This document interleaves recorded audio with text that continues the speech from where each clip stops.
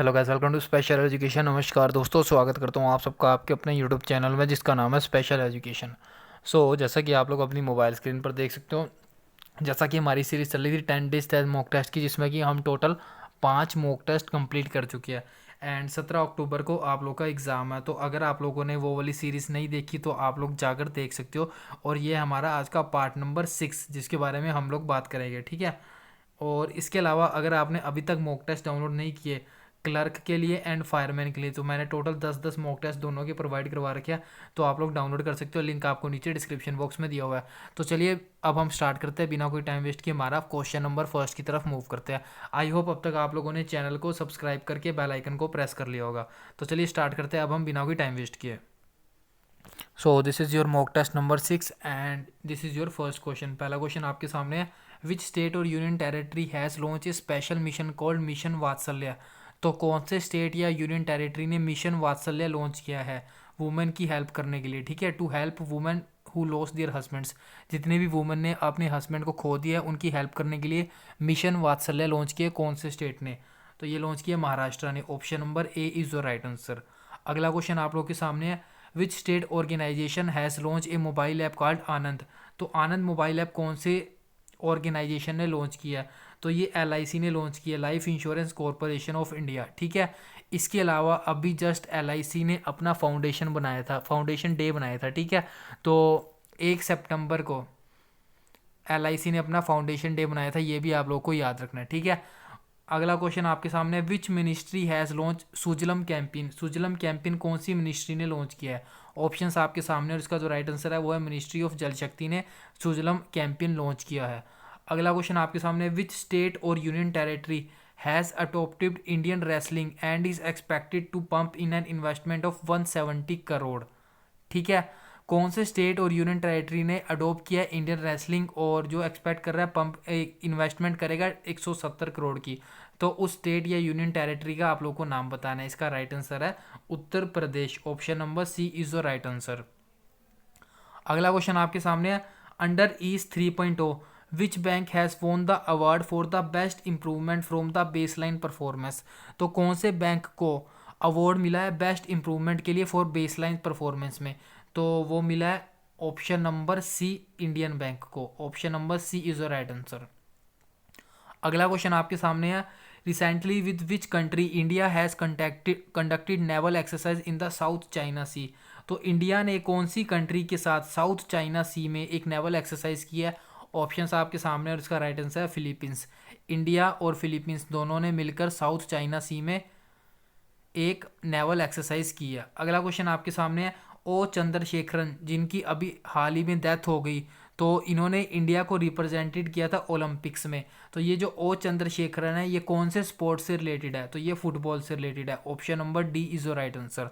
अगला क्वेश्चन आपके सामने है, which organisation has release the report key indicator for Asia and the Pacific 2021।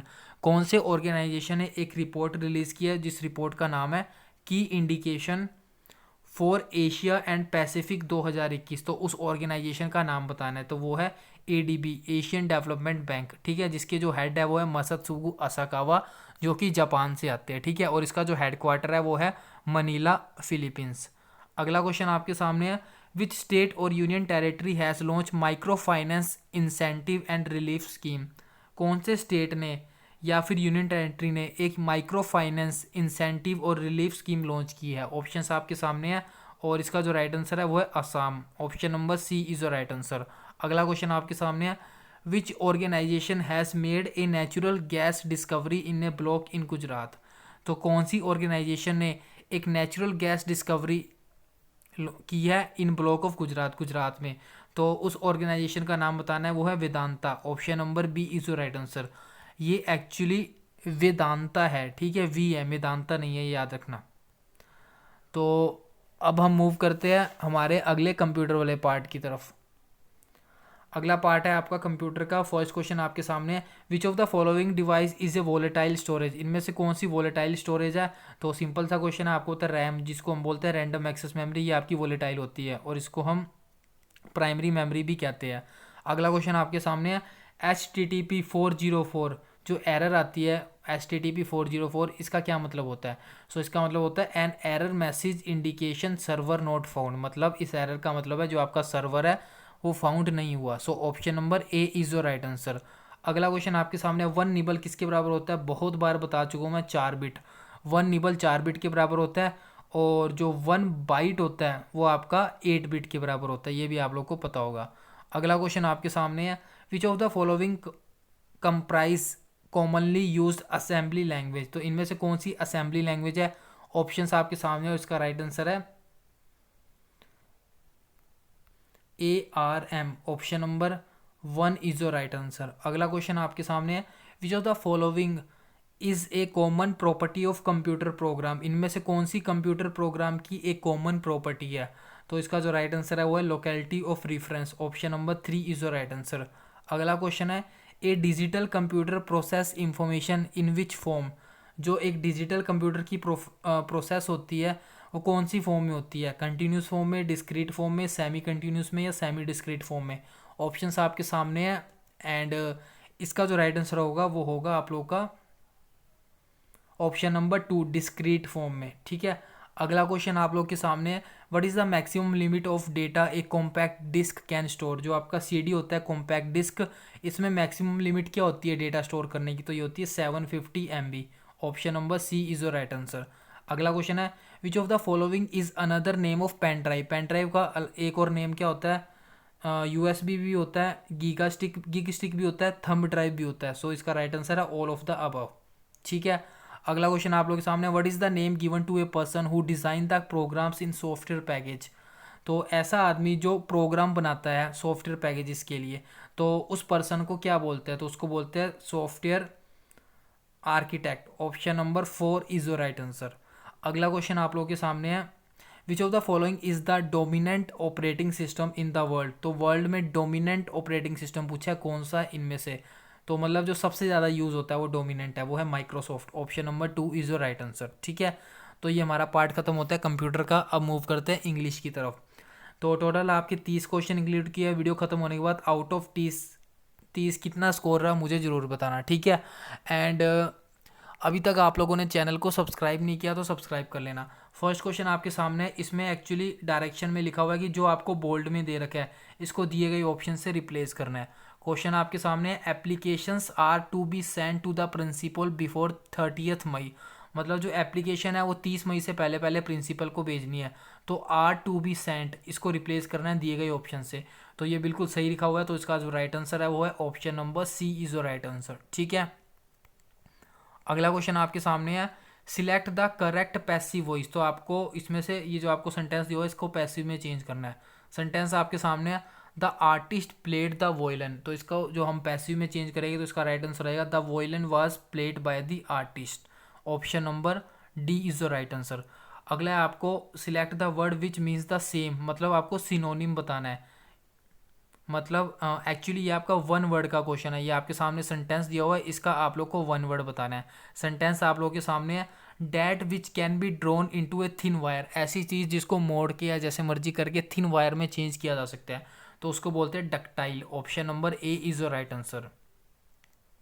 अगला आपके सामने है, most synonym of the given word, मतलब आपको सेम मीनिंग बताना है, सिनोनिम बताना है। वर्ड आपके सामने है ऑब्स्टेकल, ऑब्स्टेकल का मतलब होता है बाधा या फिर रुकावट, तो इसका सिनोनिम होगा बेनिफिट नहीं हो सकता, क्लियरेंस नहीं हो सकता, एसेसरी नहीं हो सकता, तो इसका राइट आंसर है barrier, option number D is your right answer.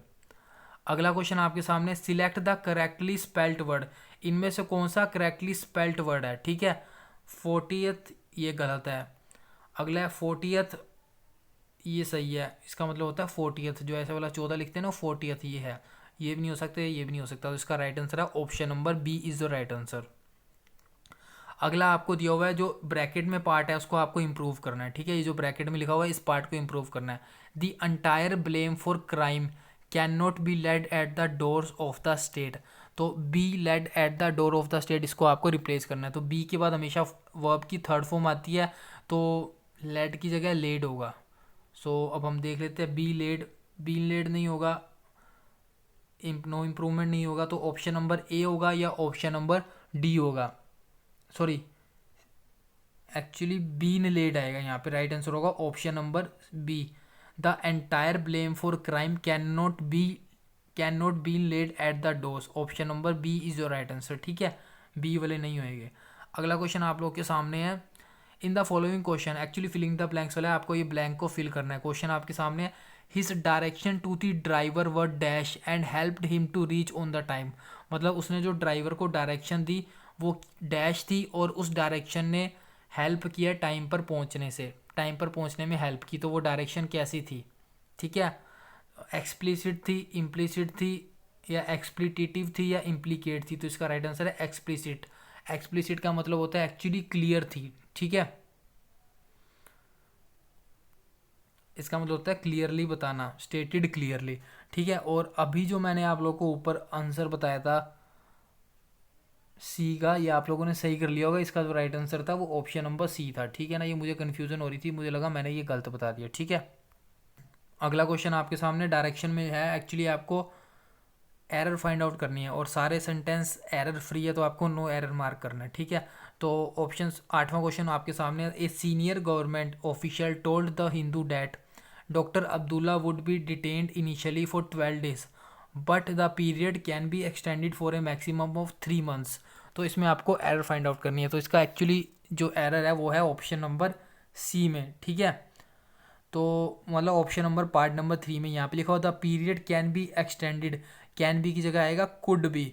अब आप लोग कहोगे कि कुड क्यों आएगा, क्योंकि यहाँ पे बात हो रही है पास्ट की, यहाँ पे भी पास्ट की वर्ब की सेकंड फॉर्म दे रखी है, ये पूरा सेंटेंस पास्ट में है।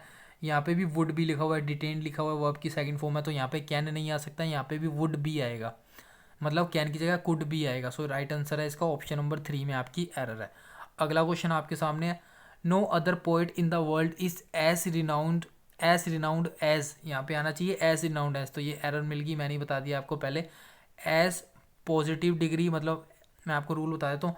एज आता है, उसके बाद आपका एडजेक्टिव आता है जो कि आपका पॉजिटिव होता है, देन आपका एज आता है, ये एक स्ट्रक्चर होता है। ठीक है, एज पॉजिटिव डिग्री एडजेक्टिव और एज, तो यहाँ पे एज रिनाउंड एज आएगा, एज रिनाउंड देन नहीं आएगा, तो यहाँ पे आएगा एज। सो ऑप्शन नंबर 3 में इसमें एरर है।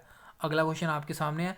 This is the third communication I have sent and I am much surprise at receiving no answer.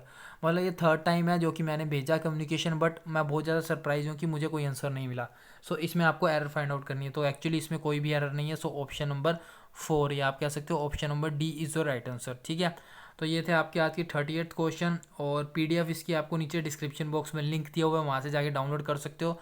और वीडियो अच्छी लगे तो लाइक ज़रूर करना। धन्यवाद दोस्तों, आज के लिए बस इतना ही।